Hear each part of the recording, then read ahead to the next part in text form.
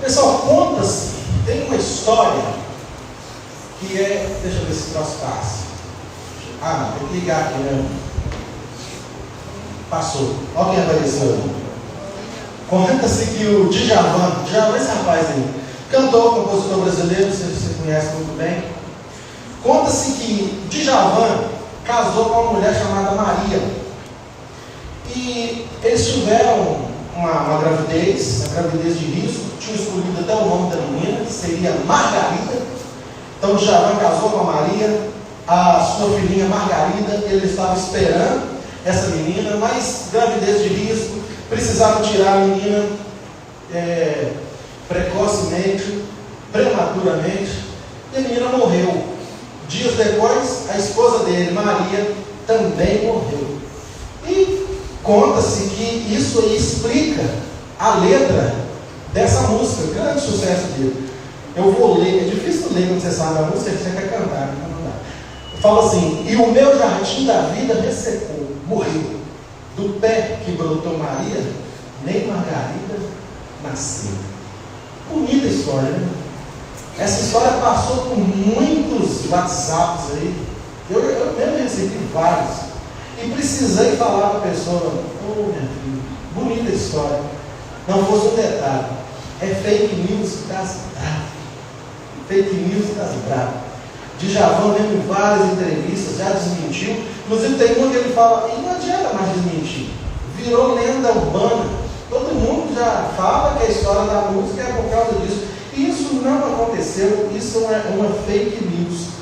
Notícias falsas, irmãos, elas se espalham, de acordo com o Instituto de Tecnologia lá de Massachusetts, elas se espalham 70% mais rápido do que a notícia verdadeira. É um negócio terrível, esse negócio de fake news. O Correio Brasiliense, um grande jornal do nosso Brasil, ele fala o seguinte: o produtor de fake news, ele não busca que uma notícia falsa se transforme em verdadeira. Então ele fala isso: quem faz fake news não quer fazer com que uma mentira se torne verdade. Ele quer, num primeiro momento, o quê? Ele quer semear, legitimar a dúvida na mente. A dúvida. Tem uma vacina por aí. E aí a vacina está curando. Ou, tomando essa vacina, você vai morrer. Vai jogando isso. E vai ficando a dúvida. Será? Será que eu tomo? Será que vai, de fato, me matar? Ou vou tomar? Mesmo que eu estou na dúvida aqui, mas eu vou tomar. Falou.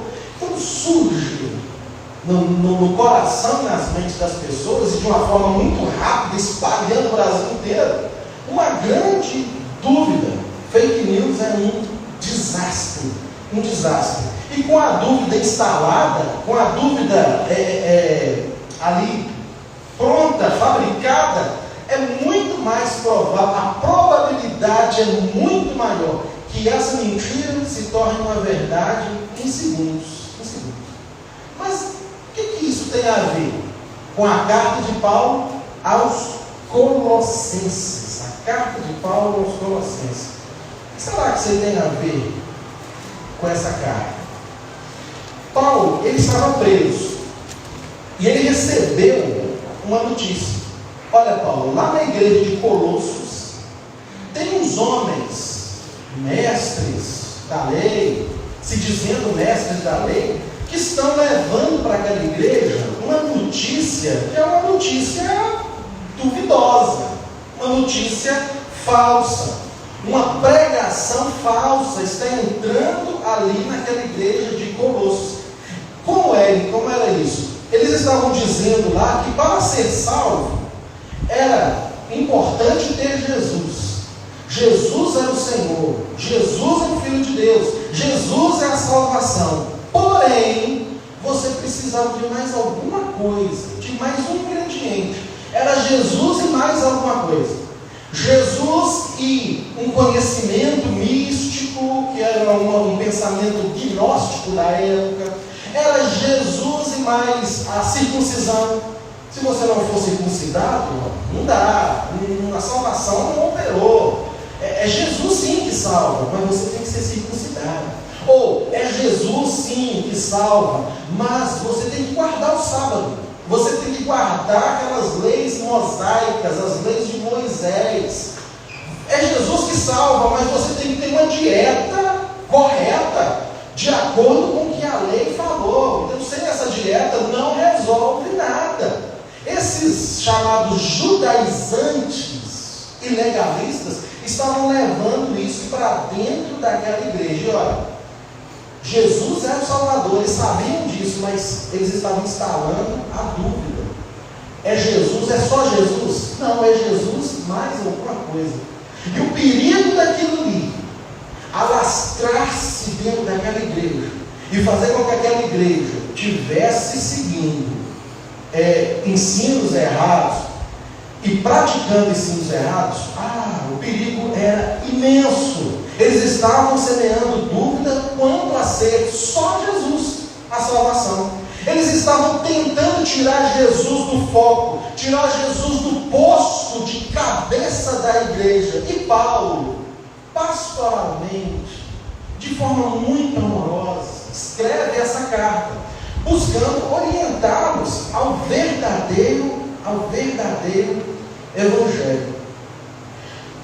Colossenses, ele tem uma estrutura que é muito legal. São 4 capítulos apenas. Se quiser conferir, né? Confere. Talvez eu estou falando para você errado. 4 capítulos apenas. Nos primeiros 2 capítulos, Paulo vai dar orientações teológicas para aquele povo. Ele vai falar de coisas bem densas teologicamente. No terceiro e 4 capítulos, os 2 últimos, aí vai dar orientações práticas.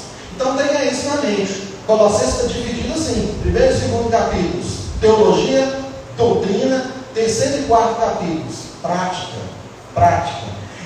O Paulo está querendo falar nos primeiros capítulos que Jesus é a salvação, só Jesus é a salvação, como se aplica essa salvação, e nos 2 últimos capítulos ele vai estar falando da prática, como nós que recebemos Jesus vamos praticar, vamos viver essa vida de salvação. E é muito interessante, eu vou até pontuar aqui um versículo lá no início da carta, um versículo que é chave para isso. Paulo já chega para aquela igreja falando algo que eles precisam saber, falando a verdade. Olha, portanto, assim como vocês receberam, olha bem, Cristo Jesus, o Senhor, ele fala só de Cristo Jesus, o Senhor.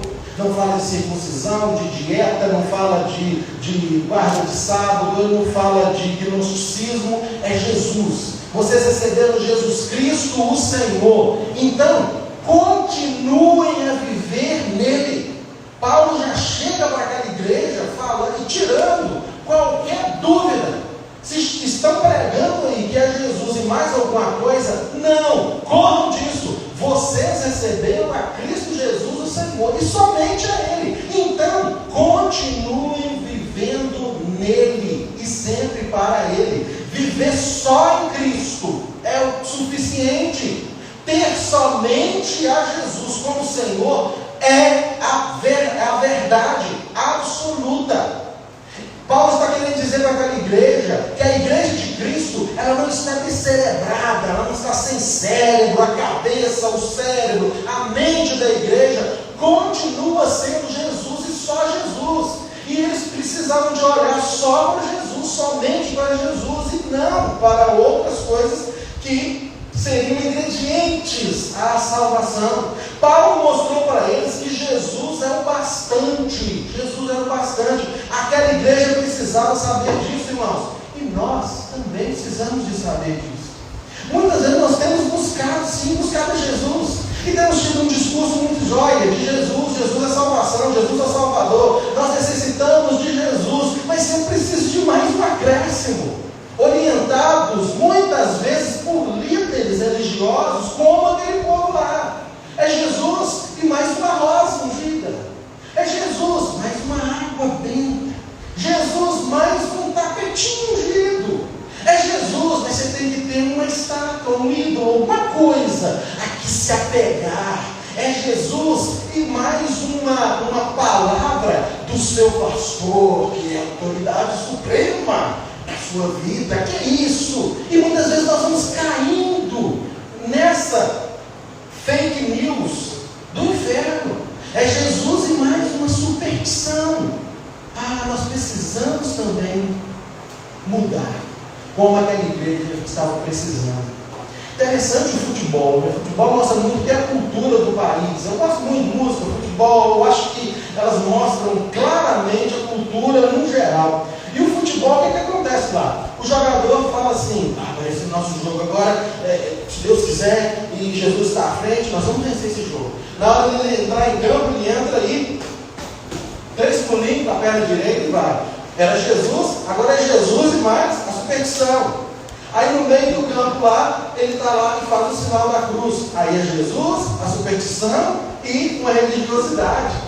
Ele expressa ali, a gente ri disso, a gente fala, mas expressa uma realidade geral.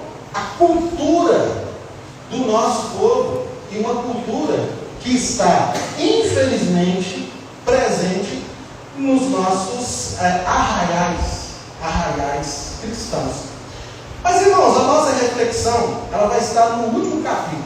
Foi só uma passagem geral para você entender o que é Colossenses. Na parte que Paulo vai estar dando orientações práticas para aquele povo. Nós vamos ver alguns ali, naqueles capítulos, 3º e 4º, naquela seção, nós vamos ver comportamentos que precisam ser revistos na vida daqueles que têm o Senhor, que continuam vivendo em Jesus e só em Jesus. Se você continua vivendo só em Jesus, Jesus é o centro e só Ele é o centro, você precisa rever a sua prática, você precisa rever comportamentos na sua vida. E hoje nós vamos focar num comportamento que é o trato com as nossas palavras. Trato com as nossas palavras. A palavra é algo que pode levar à vida ou levar à morte, dependendo do como é que você usa. E perceba que Paulo está falando que nós precisamos ser uma igreja que vive em Jesus e só em Jesus. E vivendo só em Jesus, agora ele vai tratar das palavras que saem da boca daqueles que vivem só em Jesus. Como você, que deve viver só para Cristo, tem usado as suas palavras? Como você tem usado as suas palavras? Essas palavras têm sido orientadas pelo cabeça, pelo Cristo, ou orientadas pela sua reação? Reações muitas vezes insanas, reações sem sabedoria, reações que vão mais machucar do que qualquer outra coisa, gerar contenda. Como tem sido as suas palavras? Vamos então ao texto. Abra aí, por gentileza. Colossenses está aberto aí, né? Colossenses 4. Nós vamos estudar os versículos 2 a 6. Colossenses 4, de 2 a 6. Quando você abre aí, nós temos aí também 2 divisões. Nós vamos ver palavras, versículos 2, 3 e 4. Palavras são direcionadas a Deus. Como usarmos essas palavras direcionadas a Deus? E os versículos 5 e 6 é outra divisão, as palavras direcionadas aos homens. Como devemos usar essas palavras? Joia? Então nós vamos agora dar uma olhada nas palavras direcionadas a Deus.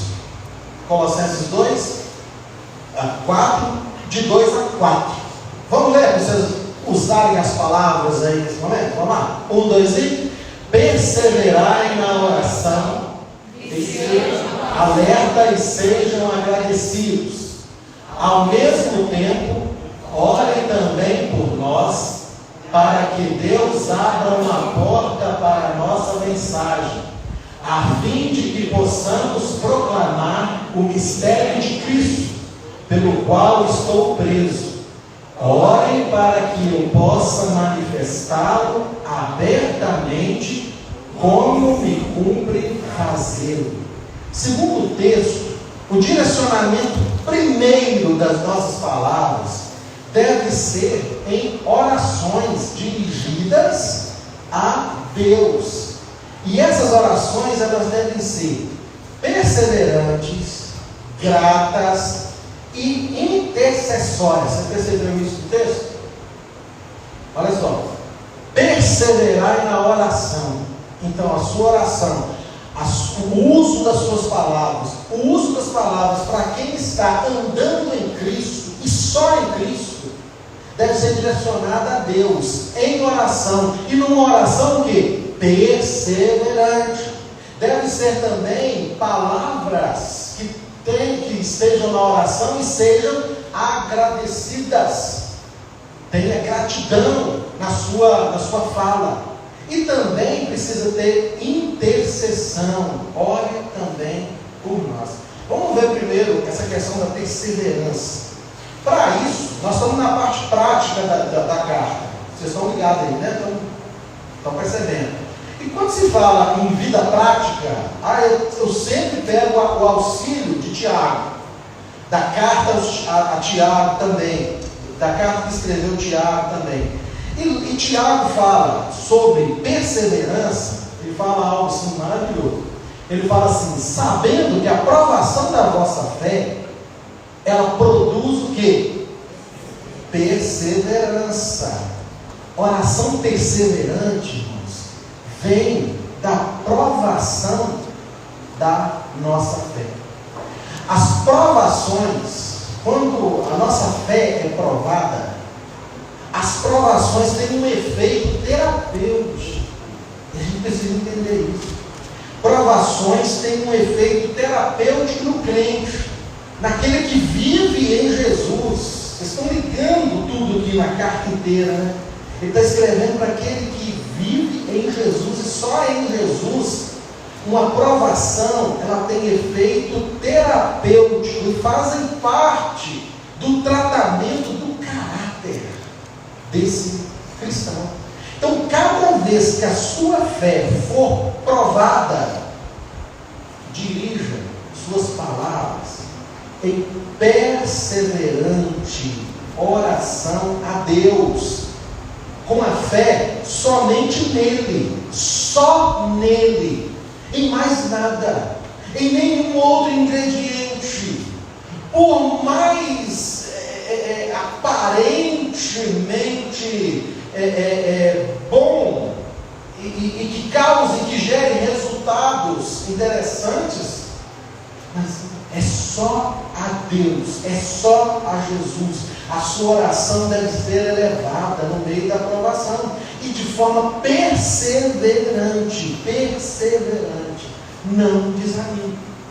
Eu tenho um amigo pastor, nós somos contemporâneos no seminário, o pastor Mateus Correia. Ele está pastoreando a igreja presbiteriana em José Bonifácio, lá em São Paulo. Ele conta sempre uma história que ele participou de um batismo na igreja de São José do Rio Preto, também lá em São Paulo. E nesse batismo o pastor estava lá fazendo, né, a administração, a celebração do batismo, e uma senhora que estava sentada assim pediu a palavra. Então o pastor gentilmente cedeu a palavra a ela. Então ela veio à frente, em prantos, chorando, emocionadíssima, falando assim: pastor, e falando para toda a igreja, hoje é o dia mais feliz da minha vida. E em meio a lágrimas, né, soluços, a voz assim, carregada de emoção, ela fala assim: porque esse meu filho, o filho dela estava batizando, eu oro por ele há 40 anos. Oro há 40 anos. E chegou o tempo dele estar aqui publicamente professando e confessando a sua fé. Irmãos, 40 anos, uma vida inteira orando, buscando. joelho no chão. Com certeza, nesses 40 anos, ela esmoreceu em algum momento, mas levantou-se de novo. A esperança começou a falhar, mas ela vai firme, persevera, ela persevera em oração, orações voltadas a Deus, usando as palavras em oração, e oração perseverante ao Senhor. Irmãos, tenhamos essas palavras, perseverantes de oração diante de Deus. Há quanto tempo você ora pelo seu filho, pelo seu neto, pela sua família, pelo seu marido, pela sua esposa, pelo seu vizinho, pela sua igreja? Há quanto tempo? Aquela mulher orou 40 anos, talvez você ora uma semana, não está aguentando mais. Você ora um mês, um, 2, um ano. Continue orando, continue perseverante, continue usando palavras direcionadas a Deus de forma perseverante. Outro elemento da oração é a vigilante, a gratidão. É a vigilante gratidão. Olha só, perseverai na oração, e estejam alerta, e sejam agradecidos. Gente, Paulo estava preso, e orientava aquela igreja a evitarem a murmuração.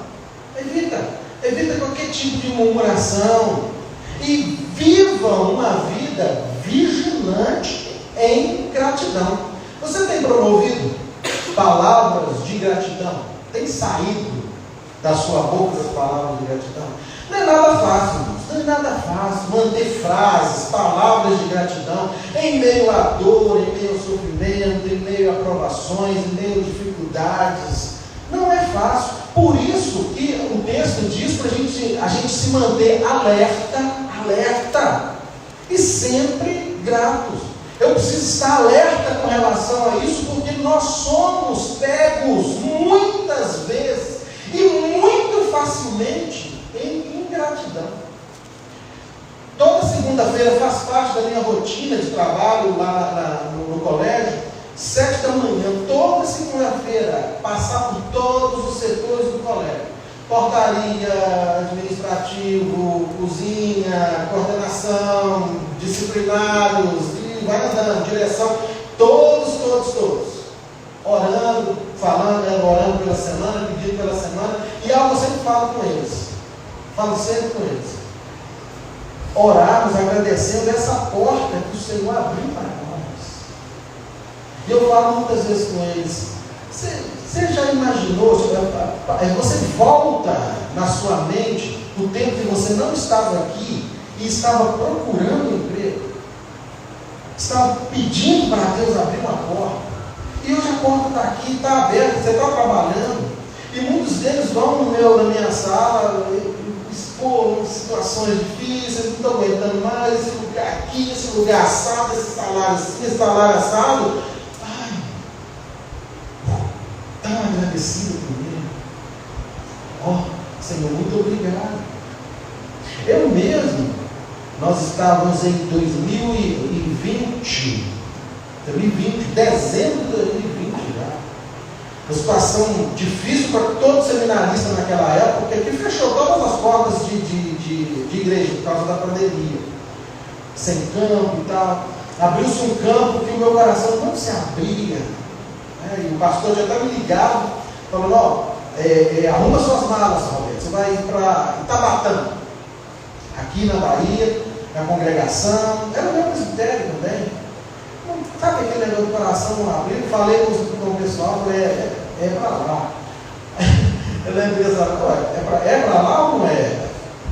Sabe, engasgando assim, não era aqui. E de repente liga o pastor Leonardo aqui de Valadares. Falando, neguinho que a gente era, tem uma porta aqui, está abrindo. Eu estou costurando algumas maneiras aqui, que eu quero ser aqui com a gente. Ele falava da capelania do colégio. Eu nem imaginava isso. Então lá em Campinas, ia para a Bahia, e Deus abre isso, abre essa porta. Já se vão 4 anos ali. E cada momento que dentro da capelania eu percebo o trabalho fluindo, algo maravilhoso, famílias que procuram, famílias que agradecem, famílias que buscam, famílias que hoje estão assim mais confiantes, com confiança no pastor. Irmãos, eu só agradeço, eu não posso levantar e sair murmurando, de jeito nenhum, mesmo que tem hora que dá vontade de chutar mesmo tudo, né?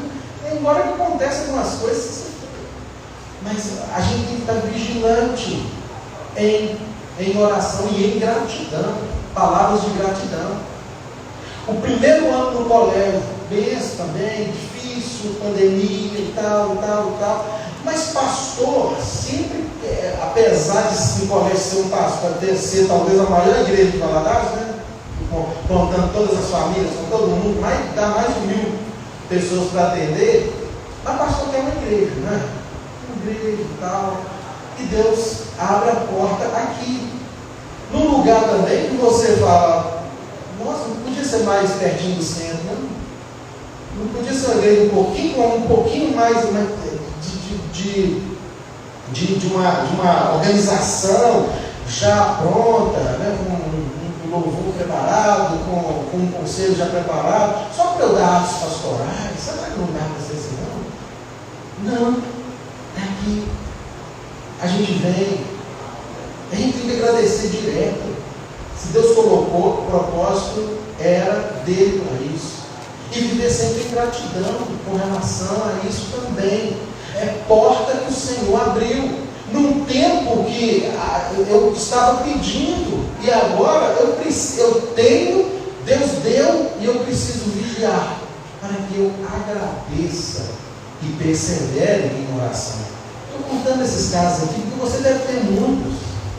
Deus te colocou em algum lugar, você está ali e está perdendo tempo murmurando, falando mal, querendo sair, buscando outros lugares, sendo que você está desviando o seu foco. Foca ali nesse lugar que você está. Vai com uma vigilante oração e gratidão, e mantenha o foco aqui. Se não for para você ficar aqui, Deus vai te mostrar. Mas enquanto você estiver ali, seja grato. Seja grato na sua casa, seja grato no seu casamento. Uma pessoa se mostra agora totalmente diferente. Seja grato. Carrega isso, caminha nisso, perseverante junto ao Senhor. E entregue à vontade do Senhor. Mas se mantenha assim, vigilante em gratidão. Vigilante em gratidão. A intercessão é outro elemento que nós vemos nesse texto. A intercessão é outro elemento na orientação ao uso, né, das palavras. Paulo fala o quê? Ao mesmo tempo, olha que interessante, simultaneamente, a perseverança e a gratidão, orem também por nós, intercedam por nós, interceda por Ele, ora para que eu possa manifestá-lo abertamente, manifestar o Evangelho, como me cumpre fazê-lo, de forma simultânea com a perseverança e com a gratidão, apresente a intercessão pelos que sofrem, irmãos. E temos tido muitas pessoas sofrendo, e a nossa atitude deve ser de quê? De interceder por elas. Então nós temos a oração perseverante, que pede, que adora, que suplica por nós mesmos. Nós temos a oração em gratidão ao Senhor, que agradece o que Ele tem feito. E agora nossas palavras a Deus são palavras intercessórias, intercedendo por pessoas conhecidas ou não. Nós oramos essa semana pelo seu João, marido da dona Adalgise. Deus operou um milagre, glória a Deus, pessoa conhecida, abençoada. Mas eu postei no grupo o Júnior, marido da Neide. Ninguém sabe quem é ele aqui, mas nós estamos orando por ele. É uma pessoa que nós estamos orando toda quinta-feira aqui na igreja, colocando. Ninguém conhece, ninguém sabe. Mas vocês não imaginam o sustento em oração quando eu falo desse casal. A igreja está orando por você. sabe quem é. E a medula pegou. Eles estavam nessa semana festejando, vão ficar mais um tempo no hospital, mas vão voltar para casa, alegres, felizes. Deus respondeu, a igreja intercedeu por alguém que nem conhece. Intercessão é isso, irmãos. Você não pode interceder só por quem você conhece. Você intercede por quem você não conhece. Você intercede pelas vezes que estão em sofrimento. Você intercede pelo seu vizinho. Interceda pelo seu inimigo, pela pessoa que te persegue. Intercede, coloca na presença do Senhor. É triste nós constatarmos que as nossas palavras, irmãos, elas têm sido mais usadas para ferir do que para curar, sendo mais usadas para atacar do que para acolher, que acusar do que abraçar. Não tenhamos palavras súplicas pelos que sofrem, palavras direcionadas a Deus com perseverança. Persevere em oração. Gratidão, irmãos, persevere em gratidão, seja vigilante na gratidão, e também palavras de intercessão. Mas nós vamos agora analisar as orientações, as palavras em direção aos homens, que está nos versículos 4 e 5 de Colossenses. Eu vou pedir para vocês lerem nesse momento. Vamos lá? 1, 2, 3 e... Portai-vos com sabedoria aproveitai as oportunidades, a vossa palavra seja sempre agradável, temperada com sal, para saberes como deveis responder a cada um. Agora a coisa pega mais para nós, que agora são as palavras que a gente vai proclamar para as pessoas que estão junto a nós. Como é que ela tem que ser? Então ele começa, ele introduz essa fala dele com um imperativo: portai-vos com sabedoria. E isso salienta a importância do uso da sabedoria, irmãos, no trato com as pessoas. Essa palavra portai-vos foi traduzida como portai-vos. Ela vem do grego, que está ali e que significa ensinando, andando, peripatel. Tem uma expressão peripatético, aquela pessoa que ensina andando. Já viu aqueles pastores que pregam assim? E aí, irmão, tá, ensina assim. Professores vão para lá e para cá, são peripatéticos, tá, rodando, andando. A ideia ali é o seguinte: a sabedoria você tem que andar com ela. Onde você vai? Onde você for, a sabedoria tem que estar com você. Portai-vos com sabedoria. Anda com a sabedoria para todo lado. Para todo lado. Para os que são de fora. Então anda com a sabedoria. Coloca ela a tiracolo aqui, ó, e vai. Pede a Deus sabedoria para você começar a usar palavras com as pessoas. E quando eu disser palavras, entenda também digitação. Aquilo que você digita. Porque às vezes você está falando uma coisa que a pessoa está entendendo outra. Tem uma pessoa que ela lê perto de mim as mensagens que recebe, ela faz a expressão da pessoa. Olha o que a pessoa falou. Porque ela fala assim mesmo? Ela está falando assim? Peraí, será que é desse jeito mesmo? A gente, sabe, está vendo, é muito frio. Você não sabe como é que a pessoa está falando. Né? E às vezes a pessoa escreve ali, você nem leu tudo, você tem que ler, a gente tem que interpretar, e somos ruins em interpretação de texto, nós somos terríveis. Não interpreta a coisa direito. E aí julga, faz um julgamento, e as coisas desandam. Então entenda, quando eu falar palavras você vai proferir com a boca, e palavras que você vai digitar. Sejam com sabedoria, peripatel, ensine andando, anda com esse negócio. Andar com sabedoria, andar em sabedoria. Nós precisamos de ter esse discernimento. E as nossas palavras, com sabedoria, andando com elas, elas devem ser agradáveis e equilibradas. Olha o que o texto fala.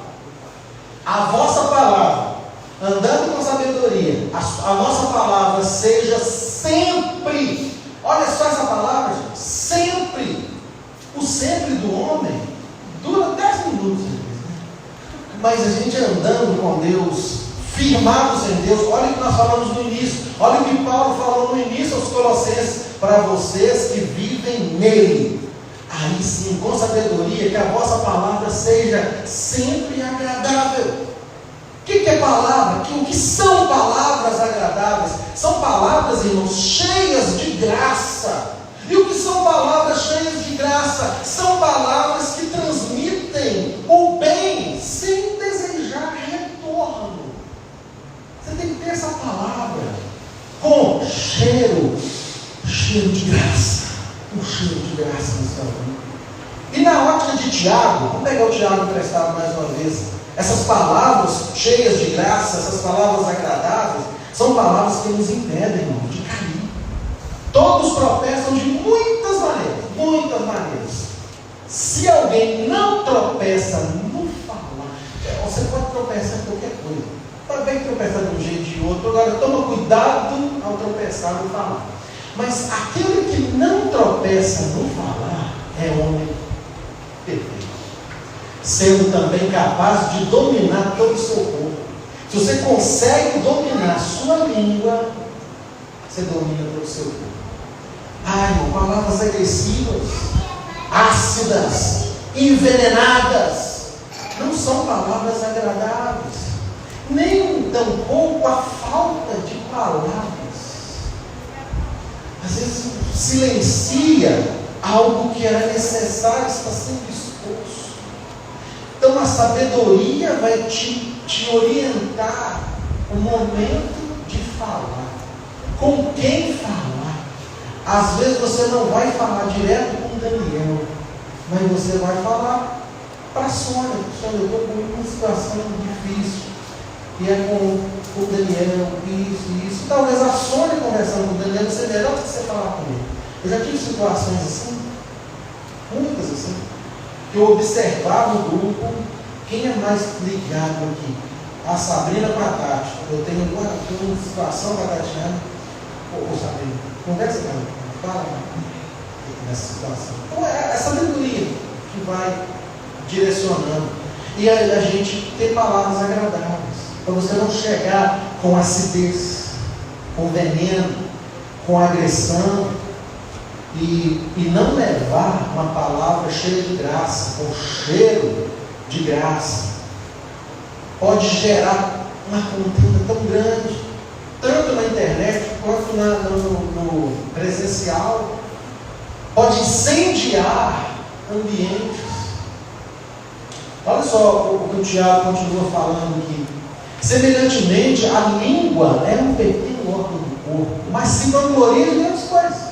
Vejam como um grande bosque incendiado por uma simples fagulha. Olha só, a língua é um pequeno órgão. Um bosque pode ser incendiado por uma simples fagulha. Essa simples fagulha é a língua insensata, com palavras desagradáveis, que incendeiam ambientes sem necessidade. Às vezes você está incendiando o ambiente da sua família, você podia se calar. Ou você podia usar e buscar a sabedoria para a palavra certa. Já viu aquele momento que você fala, a pessoa veio com a palavra, ela foi certeira. Foi certeira porque ela teve sabedoria para agir. Não é fácil fazer isso. Às vezes palavras estão incendiando ambientes na igreja, no trabalho. Então estejamos atentos aí. Palavras agradáveis não querem dizer que devemos falar apenas o que as pessoas querem ouvir, mas precisamos falar o que elas precisam ouvir. Porém, para isso acontecer, a gente precisa que essas palavras sejam o quê? O que está aqui, temperado com sal, para saberes como deveis responder a cada um. É buscar palavras equilibradas. O sal dá esse equilíbrio. O sal demais, a comida não fica boa. De menos também não. Tem que ter esse equilíbrio. Nós precisamos buscar essa palavra temperada. Ela é fundamental. Fundamental. Então cuidado com o desequilíbrio nas suas palavras. Tem gente que se acha uma pessoa transparente, verdadeira. Eu falo mesmo, sou transparente, eu falo mesmo. Não, você não é transparente, você é desequilibrado. A Bíblia fala que é desequilibrado, insensato, sem educação. Se você não consegue temperar suas palavras, você está sendo desequilibrado. Nós precisamos buscar que a nossa palavra seja de fato temperada com sal e equilibrada. Mas nós precisamos também buscar que o nosso discurso, que a gente fala, seja coerente com a nossa fé. Isso também traz equilíbrio, tempero. Você está falando algo e está vivendo aquilo que você está falando. Complicado quando a pessoa fala e não vive. Tiago vai também falar sobre isso. Da mesma boca procede bênção e maldição. Meus irmãos, não pode ser assim. Eu gosto sempre de usar Tiago quando eu estou falando de coisas práticas, porque ele é muito incisivo, ele é direto, ele é firme. Não pode ser assim. Não pode. Algo que traz desequilíbrio é incoerência no discurso. Isso não pode ser assim. Irmãos, como alguém que persevera em oração, agradece a Deus, intercede a Deus por outras pessoas, como é que essa pessoa pode ferir, humilhar, agredir ao próximo? Não casa. Isso não dá certo. Isso está incoerente. A nossa palavra deve ser temperada com sal, dar o sabor correto aos diálogos e deve ser coerente. A incoerência do nosso discurso, ela é algo que gera um desequilíbrio muito grande na nossa comunicação. Qual tem sido o sabor das suas palavras? Qual tem sido o sabor das suas palavras? Tem tido esse cheiro de graça?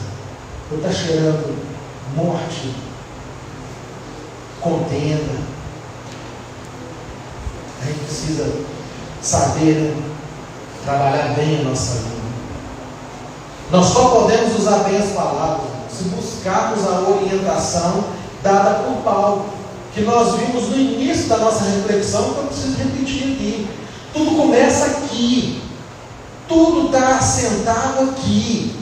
Assim como vocês receberam Cristo Jesus, o Senhor, e só Ele, continue a viver nele, e vivendo nele é que nós vamos realmente viver a nossa vida em sociedade de uma forma agradável e usando bem as nossas palavras, como nós vimos até aqui. Devemos continuar a viver somente em Cristo. Qualquer situação que coloque em dúvida essa verdade, que nós precisamos viver somente em Cristo, é uma fake news do inferno. Nós temos que viver em Cristo, porque Ele é o exemplo máximo de graça e de equilíbrio no uso das palavras também. No ambiente hostil da crucificação, Ele teve sabedoria, Ele teve graça, Ele teve amor, Ele teve equilíbrio nas palavras. Olha só o que aconteceu com Ele na crucificação. Ele ali preso na cruz, Ele diz: Pai, perdoa-lhes, pois não sabem o que estão fazendo. Jesus é o nosso grande exemplo de alguém que tem o equilíbrio nas palavras, que usa bem as palavras para abençoar as pessoas. Jesus sempre pregou o perdão, e as suas palavras não podiam ser outras, mesmo naquele ambiente hostil da cruz. Diante do pedido de um malfeitor, um ladrão que estava junto com ele, ele falou com o ladrão: eu lhe garanto, hoje você estará comigo no paraíso.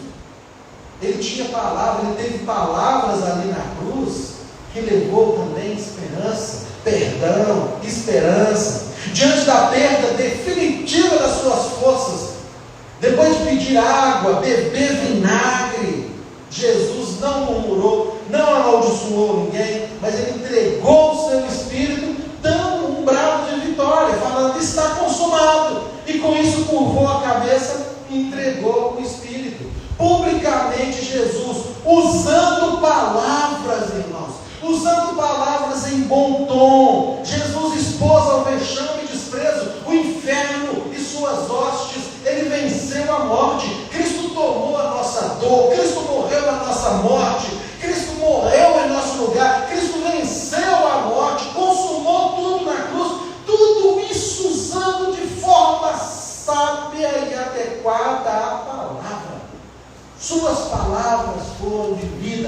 com cheiro de graça, mesmo em ambiente difícil, mesmo em um ambiente hostil.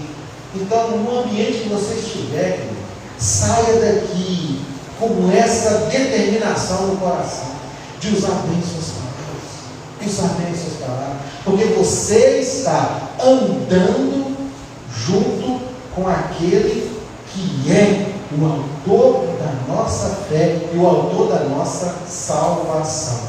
Paulo, a forma mais eficiente de combater qualquer fake news é proclamar sempre a verdade. Sempre a verdade. Então que a verdade esteja sempre no seu coração. Que a sua boca possa pronunciar a maior declaração existente da verdade, ensinada por Paulo, lá em Romanos.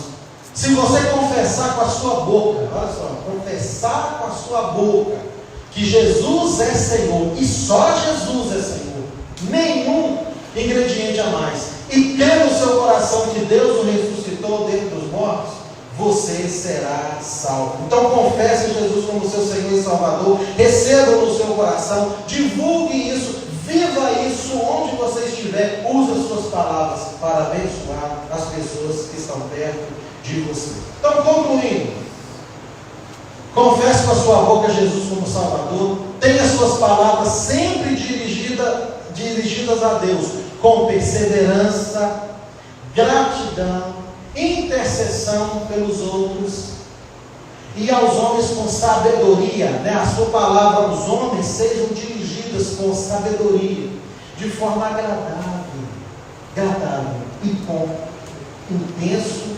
equilíbrio. Que Deus abençoe nossas vidas. Essa parte prática, do nosso dia a dia, a gente precisa viver isso intensamente. Assim que acabar o culto, você já vai estar usando isso.